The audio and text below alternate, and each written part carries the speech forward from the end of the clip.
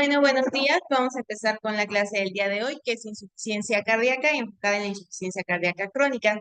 Soy Valeria Vázquez, R1 y me coordinó la doctora Kelly, R2.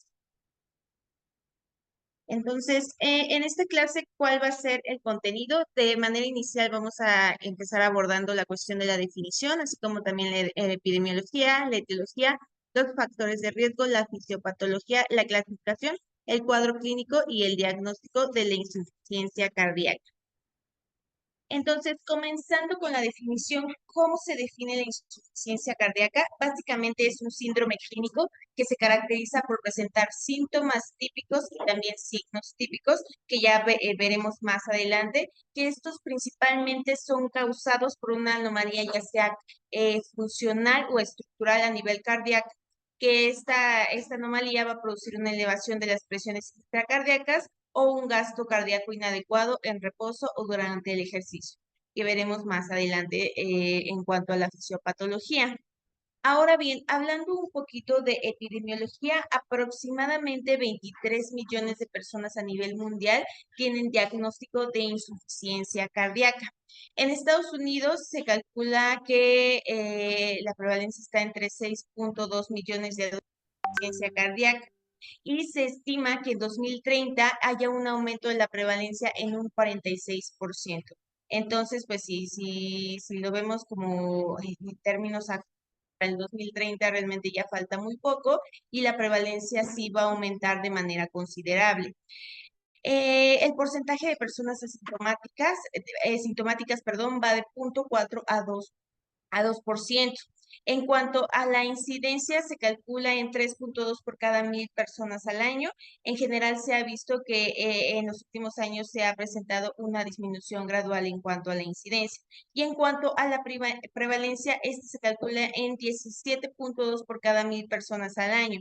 Y esta prevalencia, al contrario de la incidencia, ha presentado un aumento constante, particularmente por la cuestión de las intervenciones y del diagnóstico que se hace, de tal manera que más personas están siendo diagnosticadas con insuficiencia cardíaca. Ahora bien, también hay que tomar en cuenta que hay ciertas variaciones en cuanto a la prevalencia, tanto a nivel de la edad como a nivel de sexo.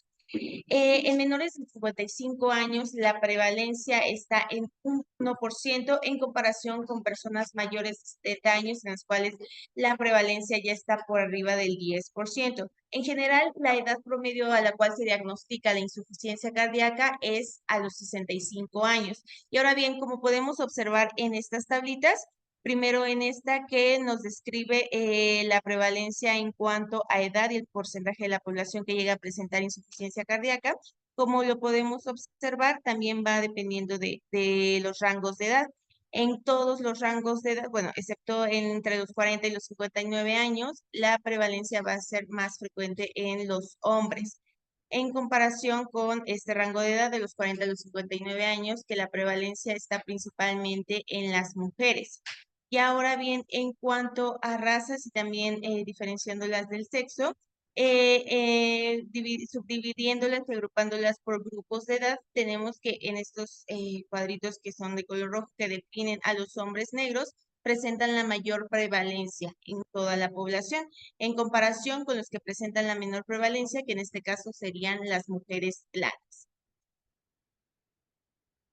Ahora bien, también hay variaciones sociodemográficas y esto también tiene que ver dependiendo de la etiología la cual esté causando la insuficiencia cardíaca. Por ejemplo, en pacientes que presentan insuficiencia cardíaca isquémica justamente debido a un infarto agudo de miocardio, en el sur de Asia se presenta uno por cada 100 casos, en comparación con el norte de Europa, que como podremos observar es mucho más frecuente, de 5.9 100 casos. Entonces también hay que tomar en cuenta esas variaciones en cuanto a a la demografía. Ahora bien, como ya lo estaba comentando hace un ratito, en cuanto al sexo, va a ser más frecuente en general en los hombres. Sin embargo, las mujeres tienen mayor tasa de rehospitalización a los 5 años, pero también hay que tomar en cuenta que los hombres son los que presentan la mayor tasa de mortalidad. Ahora bien, subdividiéndolas por categorías, dependiendo de la clasificación en cuanto a la fracción de eyección, tenemos que en los pacientes hospitalizados, el 50% de los pacientes que son hospitalizados por insuficiencia cardíaca tienen una insuficiencia cardíaca con fracción de eyección reducida y el otro 50% está dividido entre aquellos que tienen la insuficiencia, la fracción de eyección conservada y aquellos que tienen la fracción de eyección ligeramente reducida. Y ahora bien, en cuanto a los pacientes ambulatorios, de igual manera que con los pacientes hospitalizados, la mayoría que se presentan con insuficiencia cardíaca son clasificados dentro de la insuficiencia cardíaca con fracción de eyección reducida. La siguiente sería, lo segundo más frecuente es aquellos pacientes con fracción de eyección ligeramente reducida y menos frecuente aquellos que tienen una fracción de eyección conservada. Y en cuanto a la cuestión de los pacientes ambulatorios, también se ha observado que más del 50% de los pacientes que tienen insuficiencia cardíaca y que requieren manejo ambulatorio van a ser en su mayoría mujeres.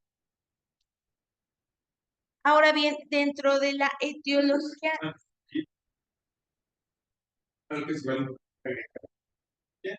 la mortalidad,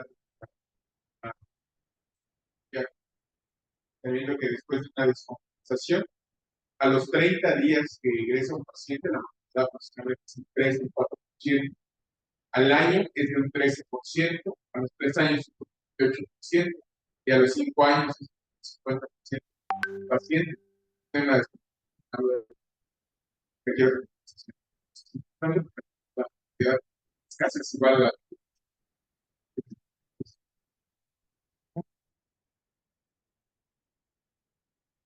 ahora bien, en cuanto a la etiología, las principales causas de insuficiencia cardíaca son particularmente la cardiopatía isquémica, la hipertensión arterial sistémica y las valvulopatías. Y como veremos más adelante en cuanto a la fisiopatología, estas son las principales que nos determinan los mecanismos, digamos, de reguladores y fisiopatológicos que nos hacen llevar a esta disminución del gasto cardíaco y en general a todos los cambios estructurales y funcionales que vamos a observar. Ahora bien, realmente hay muchas causas que nos pueden conducir a cardíaca. Un evento coronario, como un infarto de miocardio, una angina o cualquier arritmia, en cuestión de la hipertensión, ya sea una insuficiencia cardíaca con función sistólica conservada o una hipertensión maligna. También algunas valvulopatías nos pueden condicionar para presentar insuficiencia cardíaca, ya sea una valvulopatía primaria, secundaria o incluso congénita. Arritmias, particularmente las taquiarritmias auriculares, las arritmias ventriculares. En cuanto a las miocardiopatías, se menciona que todas las miocardiopatías tienen cierto riesgo de presentar insuficiencia cardíaca o de conducirnos más bien hacia una insuficiencia cardíaca. Dentro de las cardiopatías congénitas, las principales van a ser una transposición de los grandes vasos, cortocircuitos arteriovenosos, una tetralogía de Fallot y una anomalía de Epstein.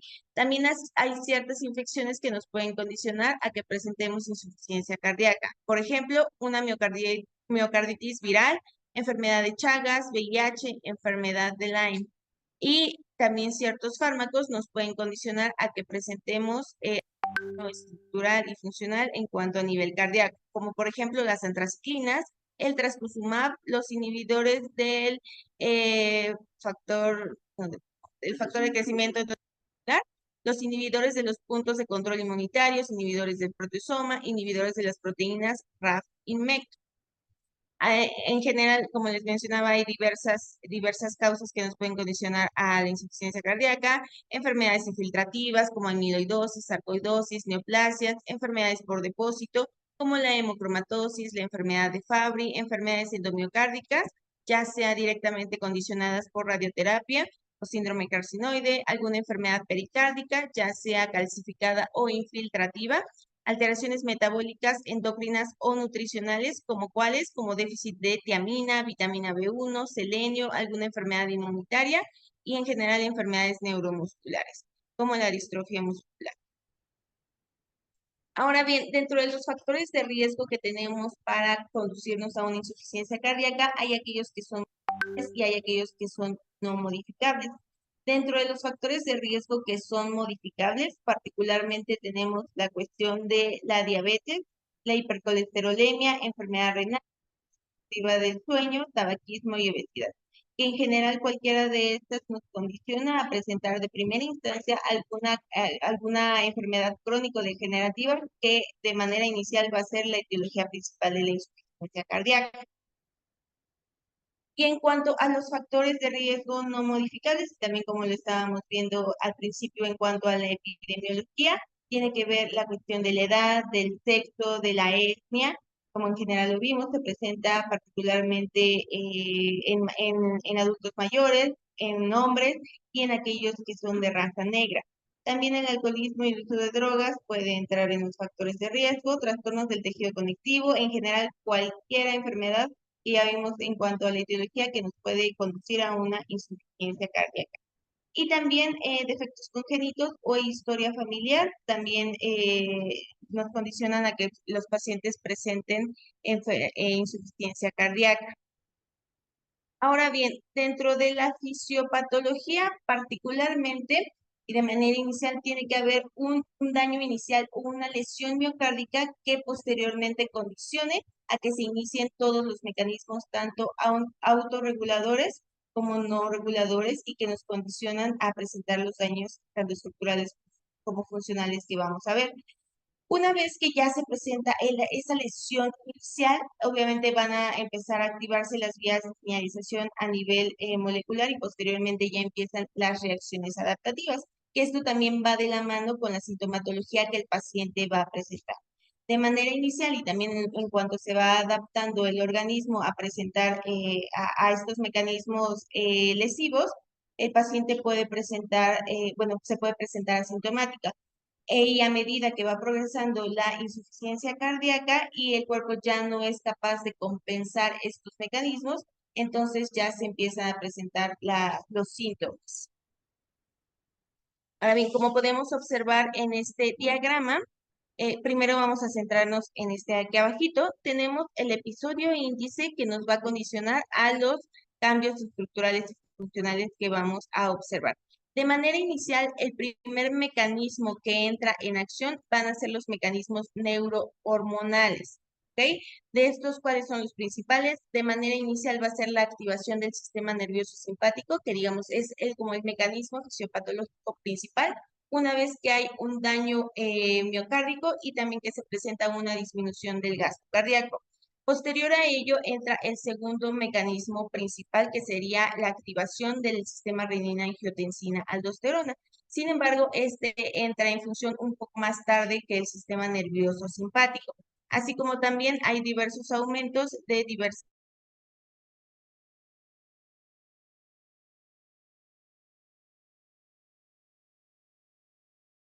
y ya cuando se están autorreguladores iniciales, entonces áreas, que va a ser el remodelado,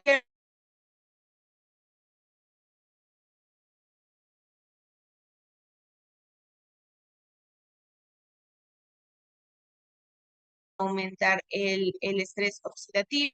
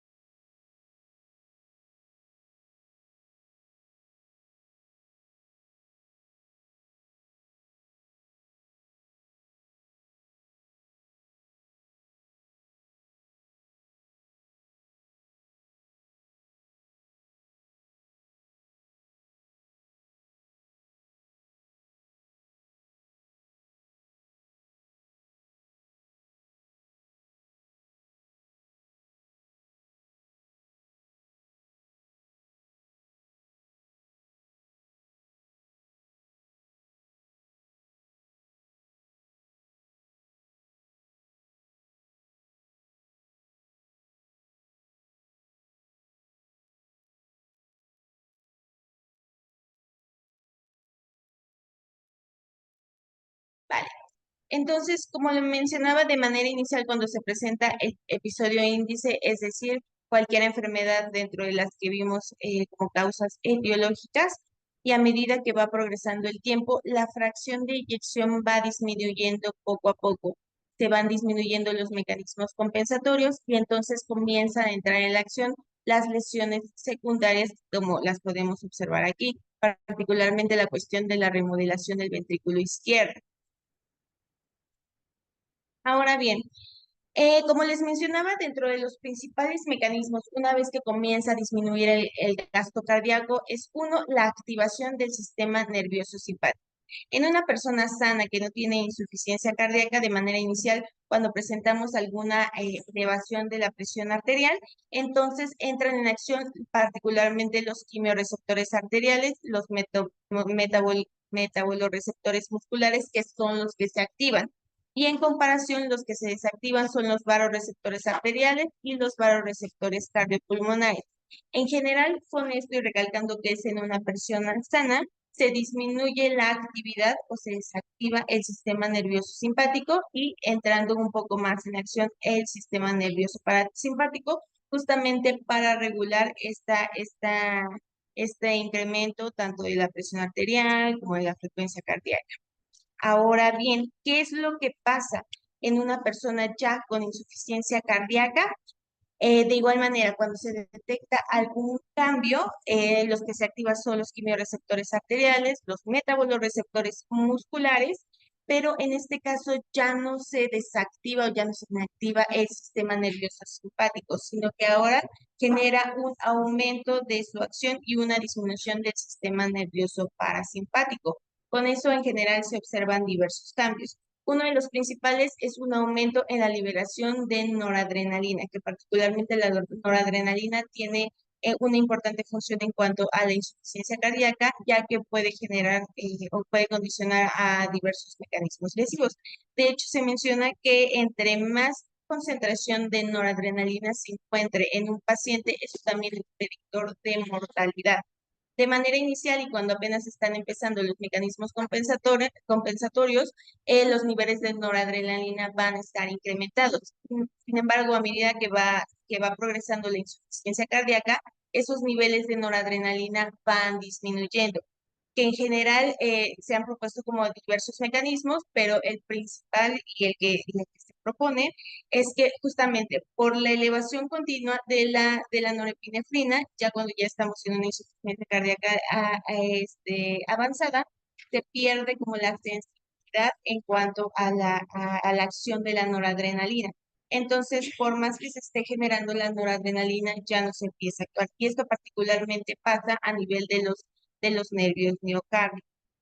Ahora bien, otras de las cosas que también condicionan la activación del sistema nervioso simpático es obviamente que actúa tanto a nivel periférico como a nivel renal, que justamente ya entraría ahí la segunda parte de la fisiopatología, que sería el segundo mecanismo regulador, que sería el sistema renina-angiotensina-aldosterona.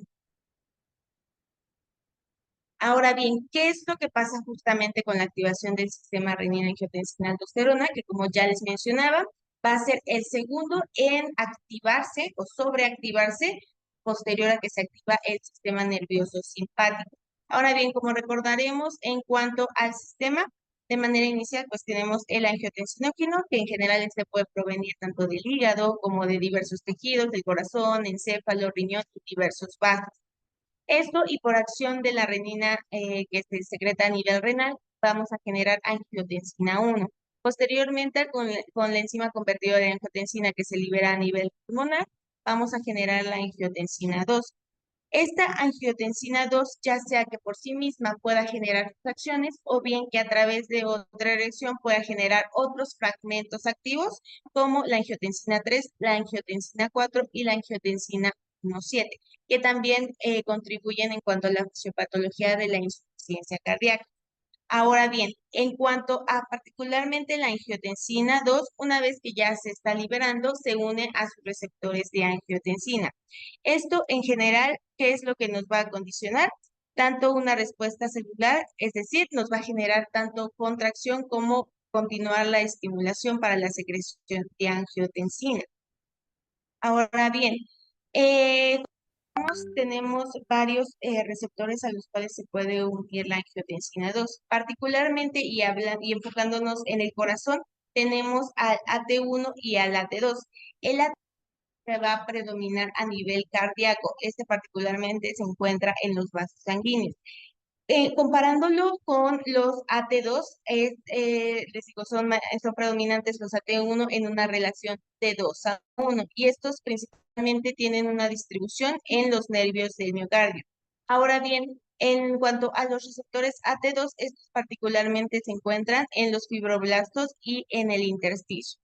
Ahora bien, una vez que se empieza a generar la angiotensina 2 y se une ya sea a uno o a otro receptor, que como les mencionaba, en cuanto a nivel miocárdico, predominan los receptores AT1, cuya principal acción va a ser la vasoconstricción, la reabsorción de sodio y de agua, genera respuestas inflamatorias, hipertrofia, hiperplasia, proliferación celular y en general estrés oxidativo. Ahora bien, cuando se une al receptor AT2, ¿cuáles son sus efectos? Va a generar un poco como contrario hacia los AT1, es decir, va a generar vasodilatación, va a tener mecanismos antiinflamatorios, apoptosis, antiproliferación celular y antiestrés oxidativo. Esto, digamos, van a ser cuestiones generales que presentamos de manera normal en cuanto a la angiotensina 2. Ahora bien, ¿qué pasa con la insuficiencia cardíaca? Y una vez que comienza a sobreactivarse el sistema renina-angiotensina-aldosterona, niveles o la concentración de AT1 va a empezar a reducir y lo que se aumenta o bien se mantiene sin cambios son los AT2, es decir, que vamos a presentar una mayor, digamos, como presentación en cuanto a en cuanto a estos mecanismos fisiopatológicos, es decir, va a haber vasodilatación, va a haber antiinflamación, va a haber apoptosis, antiproliferación celular y antiestrés oxidativo. La metabolitos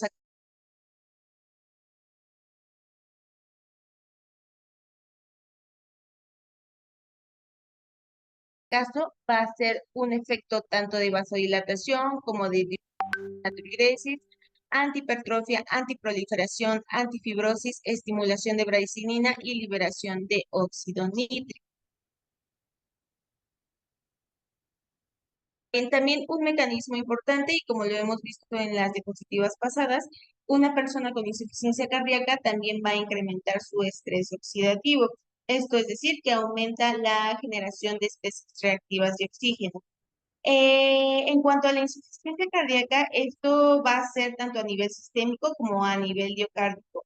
¿Por qué se empiezan a incrementar las especies reactivas de oxígeno? Particularmente, ya sea que sean por dos mecanismos, uno u otro o en conjunto. Uno es la capacidad antioxidante que está reducida o bien que en general se aumente la producción de las especies reactivas de oxígeno.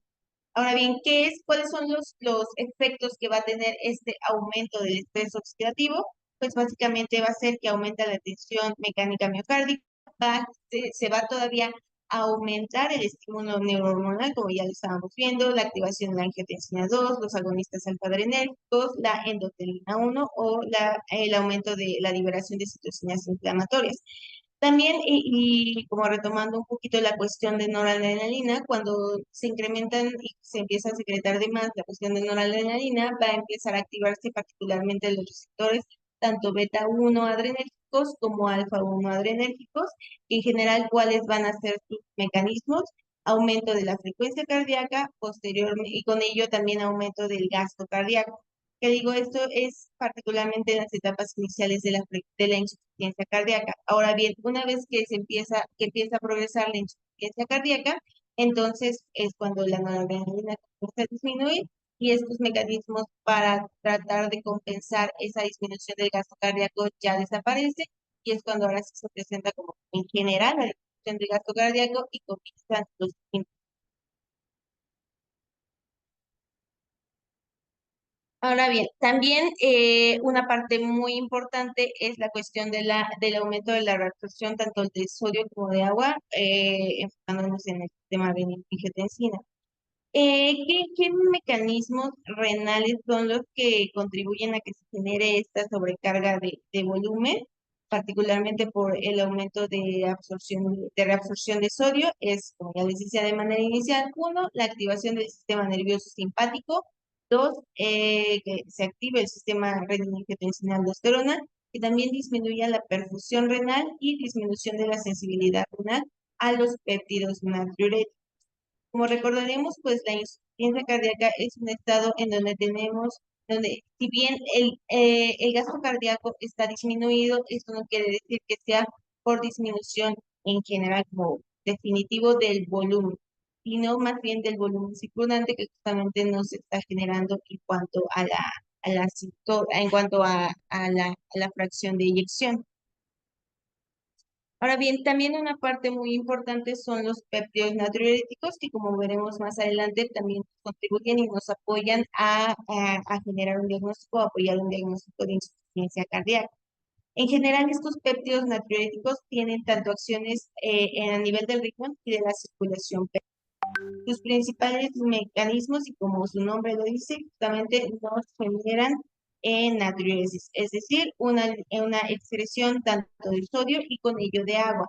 Ahora, ¿qué es lo que pasa con los pacientes con insuficiencia cardíaca? Pues digamos, estos efectos renales en cuanto a la acción de los péptidos natriuréticos están amortiguados. Es decir, que no hay como un mecanismo contrarregulador del sistema renina-angiotensina.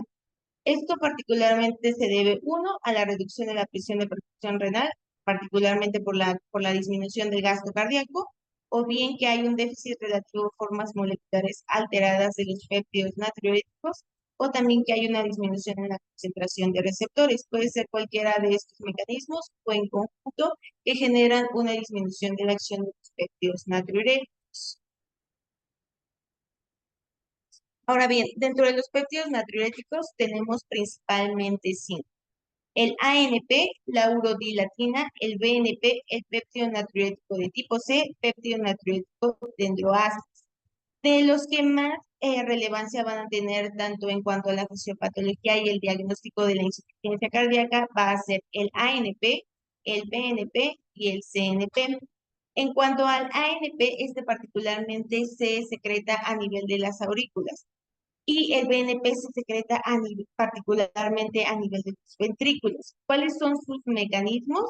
En cuanto al NP, este principalmente se libera ante brotes cortos o cambios agudos de la presión auricular, en comparación con el BNP, que este va a ser liberado ante aumentos sostenidos de la presión auricular o ventricular. Es decir, el ANP como que funciona de manera más aguda y el BNP es secreción de manera prolongada.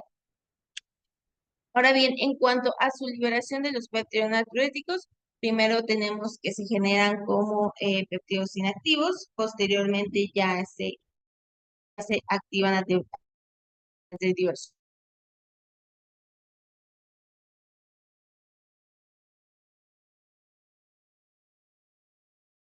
Y el C particularmente nos va a ayudar a la cuestión de la degradación de los péptidos natriuréticos, los que van a generar inflamación va a ser ya sea vuelve.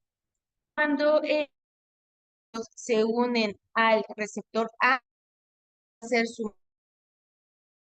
excitación vascular, la inhibición del aldosterona. En comparación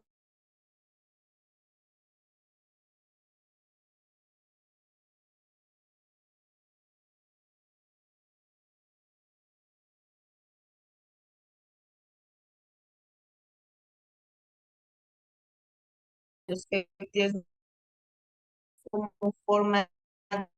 Los péptidos natriuréticos se pueden degradar de dos maneras. Número uno, ya sea a través de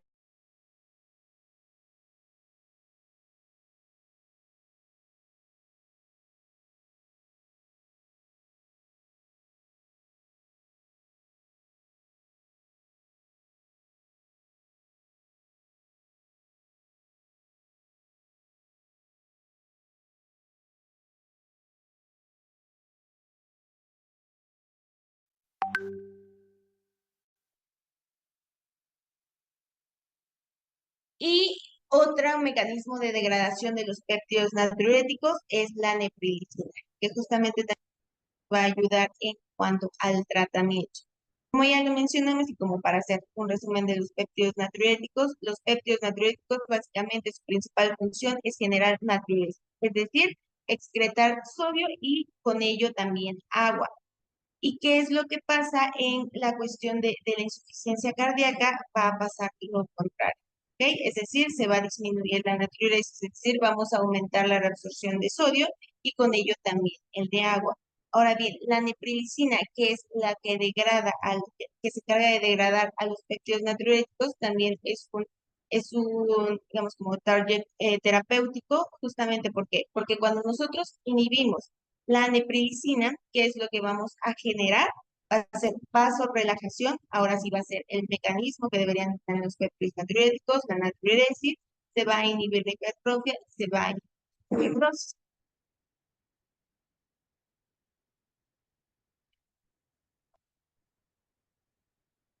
También otra parte muy importante dentro de la fisiopatología de la insuficiencia cardíaca va a ser el remodelado cardíaco.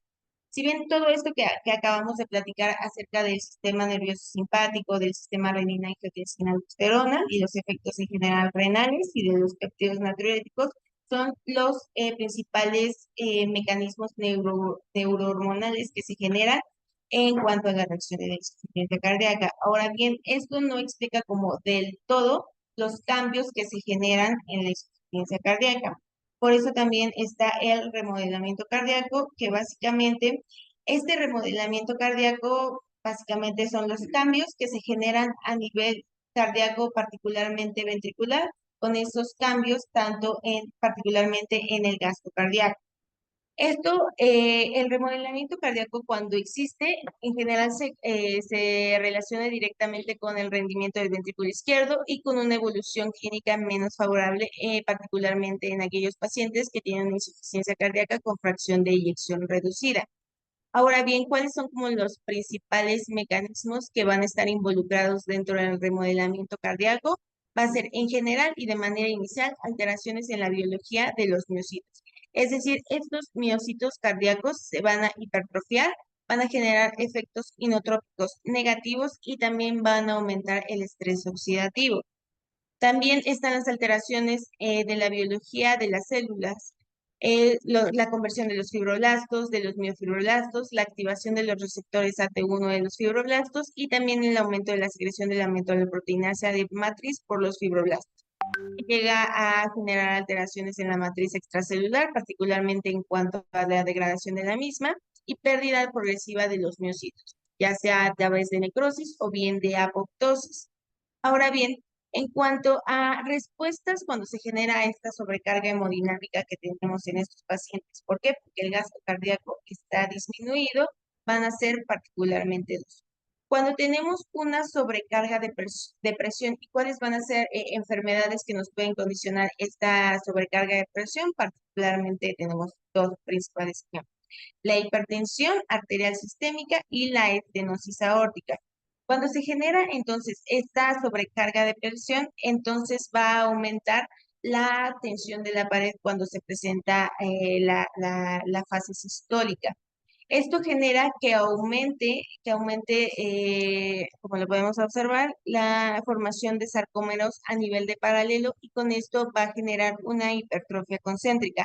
Es decir, el crecimiento o el engrosamiento de la pared va a ser hacia adentro en comparación cuando se presenta una sobrecarga de volumen, que particularmente va a ser presentado en dos principales enfermedades, ya sea una insuficiencia aórtica o una insuficiencia mitral. Con esto, digamos, como que pasa un efecto contrario en cuanto a la sobrecarga de presión. En este caso de la sobrecarga de volumen, va a haber un aumento de la presión per hora diastólica a nivel de la pared.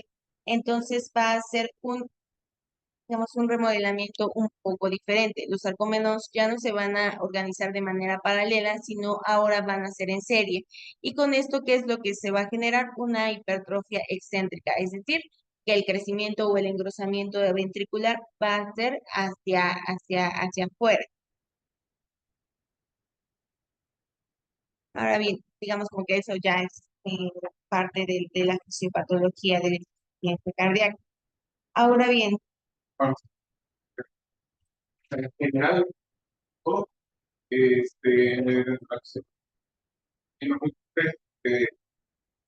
el, el mecanismo lesivo que vamos a hacer son principalmente, pues, ya no está en general inflamatorios, ya frente a este estudio de mes, que justamente quieren hacer es explicar los sistemas cancerígenos, para justamente ver que esto tenga un impacto en la función de la enfermedad, sea cual sea el mecanismo lesivo de la cardíaca.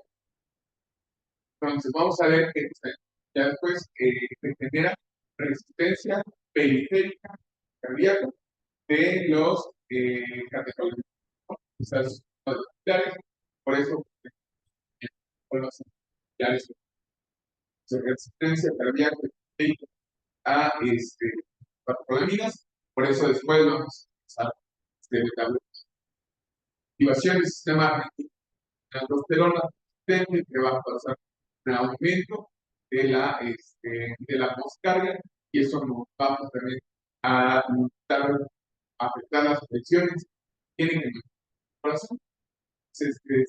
Y obviamente el corazón hacia los que va a favorecer el remodelado cardíaco y eso.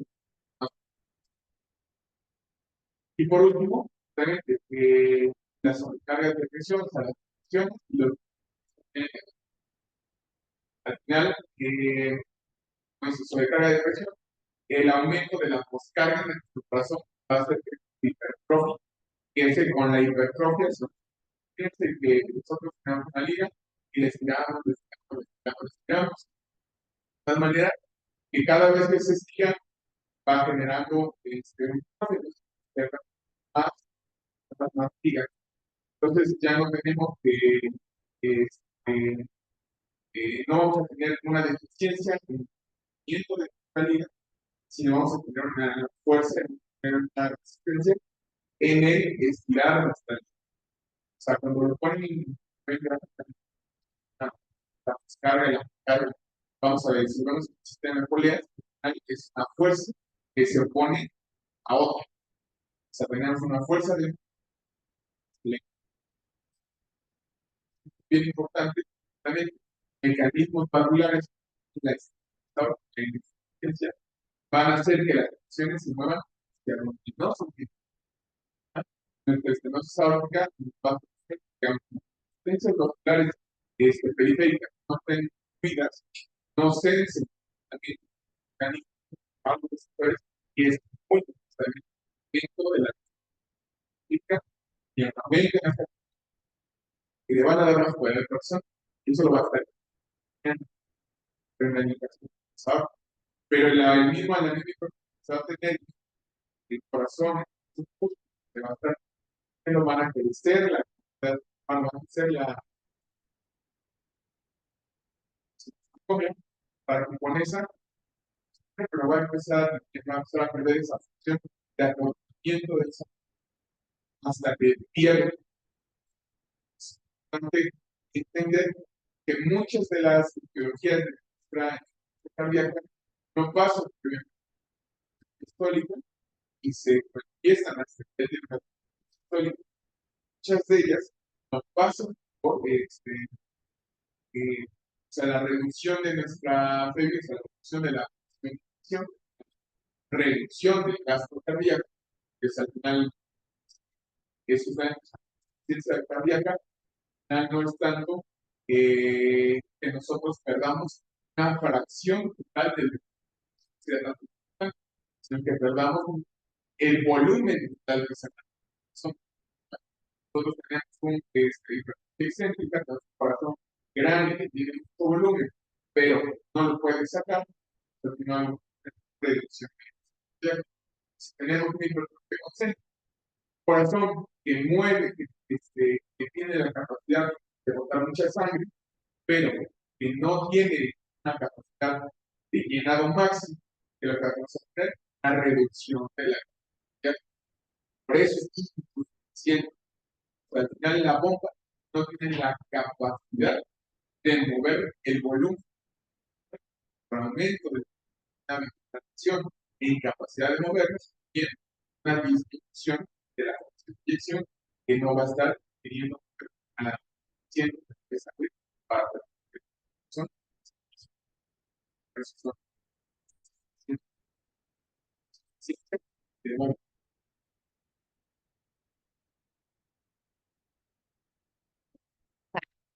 Ahora, continuando la clasificación de la insuficiencia cardíaca, pues tenemos diversas maneras de clasificar. De manera inicial, como la más importante, es según la fracción de eyección de ventrículo izquierdo. Con base en la FEBI vamos a clasificarlo en tres diferentes grupos, que va a ser una insuficiencia cardíaca con FEBI conservada o preservada, una insuficiencia cardíaca con FEBI reducida y una insuficiencia cardíaca con FEBI ligeramente reducida. Ahora bien, y en general, como enfocándonos de manera inicial en un diagnóstico, una insuficiencia cardíaca se tiene que diagnosticar de manera inicial cuando el paciente tiene síntomas y signos y aparte tiene justamente esta alteración en cuanto a la dirección, en cuanto al mecanismo estructural o funcional a nivel cardíaco. Si de manera inicial pues no tiene síntomas o signos, pues digamos que no podríamos clasificarlo como insuficiencia cardíaca. Ahora bien, ¿cuáles van a ser los puntos de corte en cuanto a la FEBI para clasificarlo en un grupo? De manera inicial, en cuanto a la fracción de eyección conservada, va a ser aquella fracción de eyección mayor o igual al 50%. ¿Ok? En cuanto a la reducida, va a ser aquella FEBI menor o igual al 40%. Bien, en aquellos que se encuentren entre 41 y 49%, van a ser aquellos clasificados con una insuficiencia cardíaca con FEBI ligeramente reducida. Esta clasificación es muy importante de manera inicial porque eso también va a determinar el tipo de tratamiento que tiene que recibir cada paciente, así como también influye en su pronóstico. Ahora bien, hablando un poquito en cuanto a la insuficiencia cardíaca con FEBI ligeramente reducida, en general como que está en ese intermedio entre una FEBI reducida o bien una FEBI conservada. Sin embargo, en cuanto a las características generales de los pacientes, estos pacientes que se presentan con características tanto clínicas como fisiopatológicas más similares a una insuficiencia cardíaca con FEBI reducida en comparación con aquellos con una conservada. Particularmente este tipo de insuficiencia cardíaca se presenta en hombres, en pacientes jóvenes y con más probabilidad de que la etiología principal sea una enfermedad coronaria. La enfermedad coronaria es el factor etiológico en el 50-60% de aquellos pacientes que tienen una FEBI ligeramente reducida.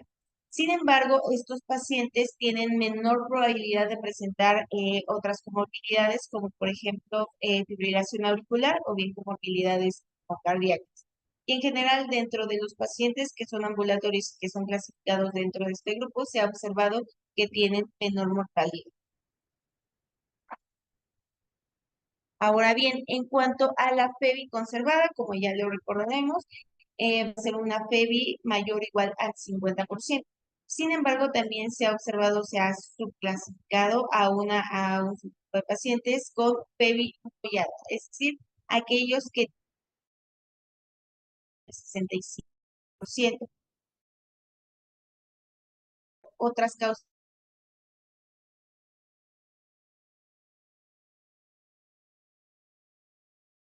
en cuanto a una amiloidosis cardíaca, una miocardiopatía hipertrófica.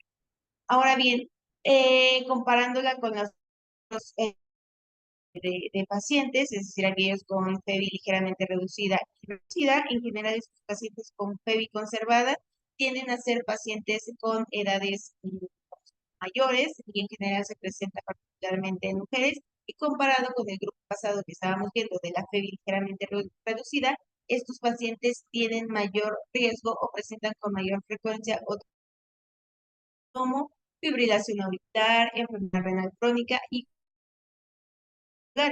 entonces, de manera inicial en cuanto a la clasificación, es muy importante clasificarlo de manera inicial en cuanto al tratamiento, en cuanto al pronóstico.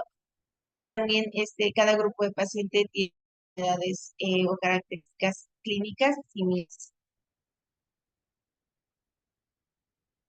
Ahora bien, también en cuanto para evaluar la insuficiencia cardíaca con FEBI conservada, tenemos dos principales herramientas. Estas herramientas prácticamente nos ayudan a elucidar que si la disnea que está presentando el paciente o esa sintomatología que presenta el paciente tiene probabilidad de ser por una insuficiencia cardíaca. Tenemos dos principales herramientas, que va a ser el H2-FPF y el HFA-PEFF. Ahora bien, como podemos observar, cada una de estas herramientas tiene diversos puntos a considerar. De manera inicial son características tanto clínicas como también electrocardiográficas, ecocardiográficas. ¿Ok? Entonces, de manera inicial con el H2-FPEF, tenemos que los principales variables a considerar va a ser el nivel de IMC, si el paciente presenta hipertensión, si presenta fibrilación auricular, si tiene hipertensión pulmonar, en cuanto a la edad y en cuanto a la presión de llenado. Ahora bien, en cuanto a los puntos de corte para esta herramienta, básicamente va a ser cuando podemos como descartar que se trate de una insuficiencia cardíaca con FEBI preservada, cuando tenemos una probabilidad intermedia que se trate de una insuficiencia cardíaca con FEBI preservada. Y en estos pacientes, de manera inicial, pues sí se requiere mayor abordaje en cuanto a estudios diagnósticos para determinar si, o para confirmar más bien la insuficiencia cardíaca.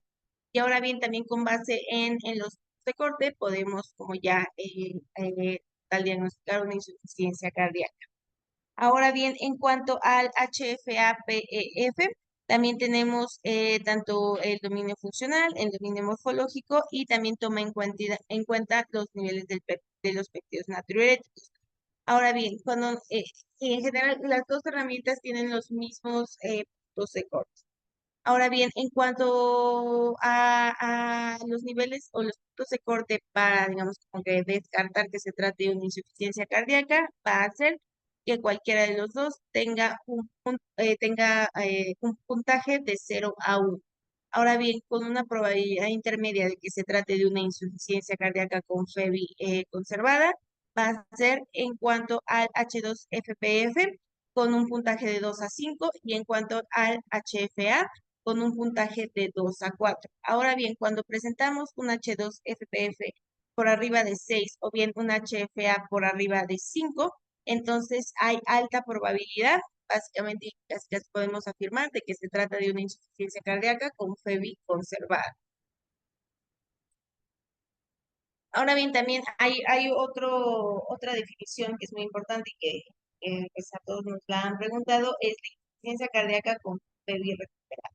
¿Qué significa esto? Ya sea que se mencione como una insuficiencia cardíaca con FEBI recuperada o con FEBI mejorada, que básicamente va a ser aquellos pacientes que inicialmente fueron clasificados por una insuficiencia cardíaca con FEBI reducida, es decir, menor o igual al 40%, y que posteriormente, ya con el tratamiento óptimo, se presentan con una fracción de eyección mayor o igual al 50%. También en el caso de estos pacientes, el hecho de que ya o de manera prolongada estén presentando una FEBI mayor o igual al 50% no significa que los tengamos que reclasificar en el grupo de insuficiencia cardíaca FEBI conservada. En general, se deben de mantener en el estadio y en la clasificación inicial en la que fueron. Es decir, que aunque recuperen la FEBI por arriba del 50%, se mantienen clasificados como pacientes con insuficiencia cardíaca con fracción de eyección reducida.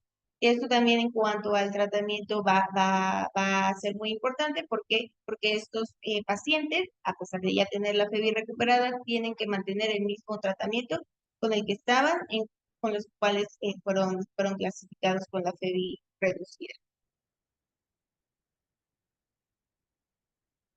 Ahora bien, otra clasificación de la insuficiencia cardíaca va a ser en cuanto a la temporalidad. La insuficiencia cardíaca puede ser tanto aguda como crónica, como una insuficiencia cardíaca descompensada. ¿Ok? La insuficiencia cardíaca aguda, ya sea que el paciente de manera inicial se presente con los síntomas o signos clínicos típicos, que más adelante vamos a ver, o bien que ya el paciente tenga una insuficiencia cardíaca crónica y que posteriormente se presente de manera cruzada. En cuanto a la insuficiencia cardíaca crónica, van a incluir aquellos pacientes que ya tienen un diagnóstico establecido de insuficiencia cardíaca o bien que comienzan con un desarrollo gradual de los síntomas. Y como ya vimos en cuanto a la fisiopatología, de manera inicial pueden ser asintomáticos en cuanto se están generando los mecanismos compensadores. Y ahora bien, una insuficiencia cardíaca descompensada va a ser aquellos pacientes que presentan un deterioro de la insuficiencia cardíaca, ya sea de manera repentina o de manera lenta. Ahora bien, otro método de clasificación de la insuficiencia cardíaca va a ser según la gravedad y va a ser de acuerdo a la New York Heart Association, que como recordaremos, vamos a clasificarlo en cuatro principales clases. Clase 1, clase 2, clase 3 y clase 4. Clase 1 básicamente son aquellos pacientes que no tienen alguna limitación en cuanto a la actividad física. La clase 2 son aquellos pacientes que presentan una leve limitación a la actividad física. La clase 3 son aquellos pacientes que tienen una marcada limitación en la actividad física y aquellos pacientes que tienen una incapacidad ya para llevar a cabo cualquier actividad física van a ser clasificados en un hijo clase 4. Otra también clasificación importante va a ser los estadios de la ACC y de la AJA de la insuficiencia cardíaca, que en este caso lo vamos a clasificar en A, B, C y D. En cuanto a los pacientes que son clasificados como categoría A, van a ser aquellos que tienen alto riesgo de insuficiencia cardíaca, sin embargo, aún no tienen un diagnóstico establecido y no tienen una afectación cardíaca, ya sea estructural o bien o con sintomatología de la insuficiencia. Ahora bien, aquellos pacientes que son clasificados en la clase B, va a ser aquellos pacientes que ya tienen una enfermedad cardíaca estructural diagnosticada, sin embargo, están asintomáticos, que es lo que los diferencia de aquellos en la clase C, que van a ser de igual manera aquellos pacientes que tienen una enfermedad cardíaca estructural, sin embargo, que ya comienzan con la sintomatología de la insuficiencia cardíaca. Y aquellos que son clasificados en el apartado D, son aquellos que tienen una insuficiencia cardíaca refractaria, que ya tuvieron manejo y que aún así no se llega a controlar y que requiere intervenciones especializadas justamente para el control de la insuficiencia cardíaca. De la, Riesgo de insuficiencia cardíaca. Por ejemplo,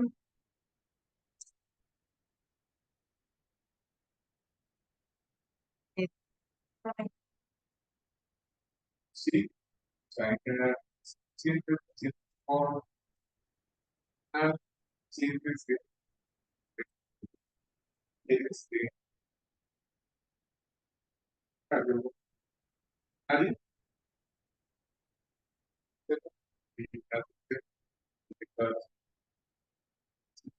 que debe de tener la función de seguimiento para que esta función, de si es la función del corazón, hay síntomas o ya hay una función.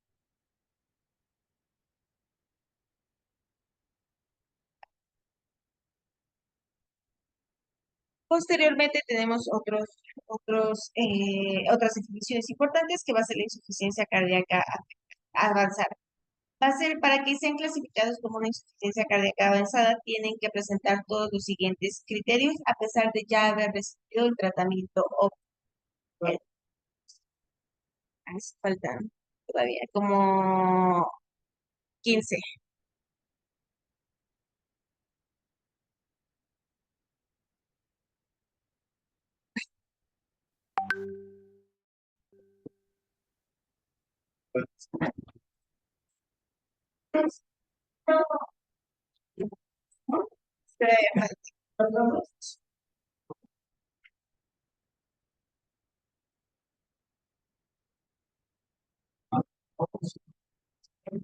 Creo que